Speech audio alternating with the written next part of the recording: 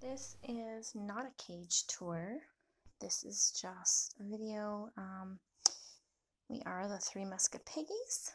We have Espresso and Snowflake in there. Garfield is often hiding in one of these. Hey, Garfield. You say hi. Oh, it's so dark. Okay. Anyway, they usually live in a 3x5 coroplast CNC cage with a 2x2 kitchen, which they make a mess out of. I promise you, I just spot cleaned their cage about an hour and a half ago. So anyway, this is their normal home, and they are wonderful, or the cage is wonderful. CNC cages are awesome, but they do not travel. And we are going on vacation this next week. The guinea pigs are not welcome per the condo rules. So we've got a friend who's going to look after them in her home, which is a pretty big hike away. So otherwise I'd have her just come here every day to check on them. But yeah, so we're going to take them to a friend's house for the week.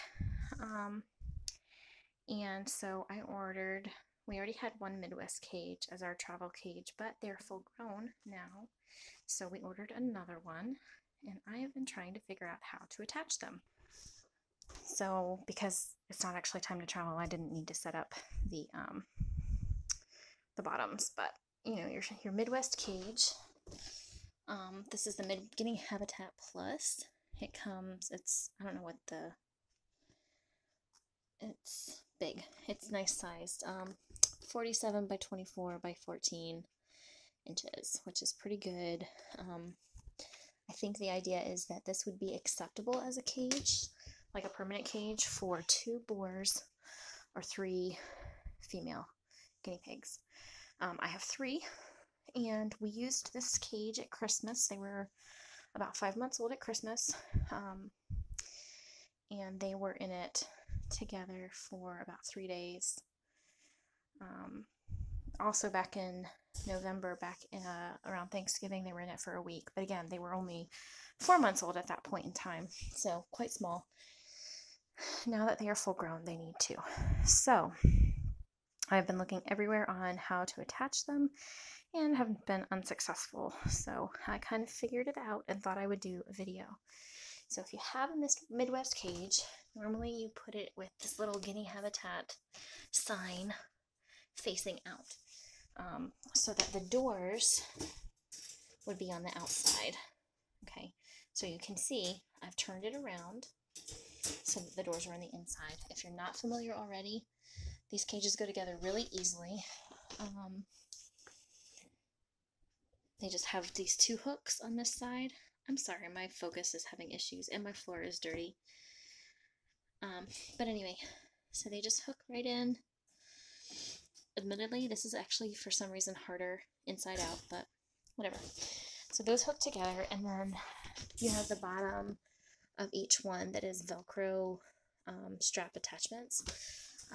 There are probably videos on that, and if not, then maybe I can make one, but for right now I'm going to skip that. And so with the Habitat Plus, you can see in the picture they've got this divider in there, which I kind of hate that they have 3 guinea pigs pictured, because I think that that's not enough space. Guinea pigs need lots of space to run around, and so when you put the divider in, it really cuts down on their runaround space. So when we've used these before, we did not use the divider, but the divider does have that little, this little part here, which I'll show you how easily this comes off, because what I basically did, both cages are inside out. Whew, sorry, I'm out of breath. Both cages are inside out, and then each Midwest cage has 2 doors on it, so they're on opposite sides. There's a total of 6 panels, and on one, and then there's 2 normal panels, and then another door. All right, so you can kind of, because of the way that it fits together, you can actually put this however you want. I wanted it in an L shape just to see if I could figure out how to do it. I do not know yet if my friend is going to have a long like hallway space or if this will be more ideal. We'll find out when we get there. Anyway, so both cages are inside out. This one you can tell I've got oriented where the doors are on the sides, but this one has the doors oriented on either end. So the other end is down here. Alright, so on the divider panel there is this little thingy, and I'm going to have to pause to take it off and then I'll show you how it works. Oops. Okay, so when the doors are on the outside, then you would have both of these doors falling outward, and that's not going to work for allowing the guinea pigs to go between one and another. So I just pulled this right off of the divider panel. It was super easy because it just has these pockets. It fits kind of snug on there, so you don't have to worry too much about it falling off. But so for they are the same size as the door, which is genius. So you can see it just kind of folds on there, and you just kind of snug it in on both sides so it goes all the way to the end. And then do the same on the other side so that it goes all the way on there, and then it should fold nicely. So there they've got a covered ramp for going between one cage and the other. Now the other thing I'm concerned about that I have not tried yet is putting the cage lids on.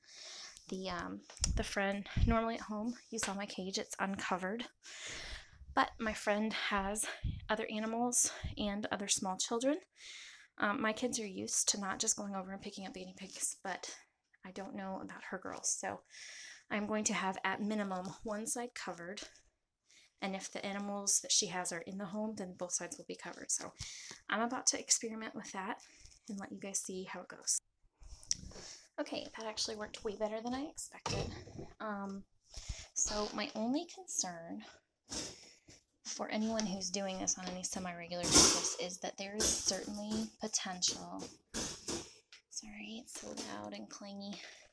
There's definitely potential for them to get out and stuck between those two cages. Now, the reason I'm not worried about this is because my friend does not have female guinea pigs, so my boys are not going to be trying to escape. In fact, if her other animals are in the house, I'm pretty sure they're going to do everything they can not to escape. So yeah, that works fairly well. It's pretty secure. The other thing I'm a little nervous about is this being really difficult for my friend to get into, to change out water and stuff. Like I said, I'm pretty sure that as loud as this is, my guinea pigs will not be on whichever side they are working on.